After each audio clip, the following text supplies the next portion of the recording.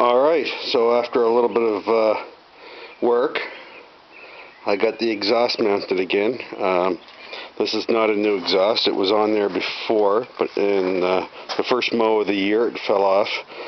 The flange bolts stripped in the engine, so I ended up putting an NPT thread into the Briggs & Stratton motor, which was already tapped for that in the exhaust.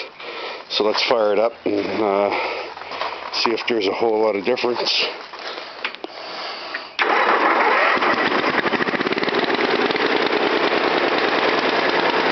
Not really a lot of difference, but I can say it has a muffler.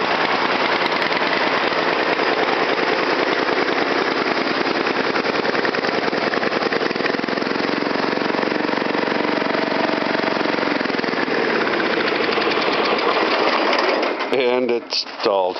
I think I have the exhaust, or the gas valve shut off. So anyway, that's my custom exhaust. I wanted to put a flapper on it. Didn't quite work out, but it's a stack on a tractor. So, hey, there you go. Thanks for joining me.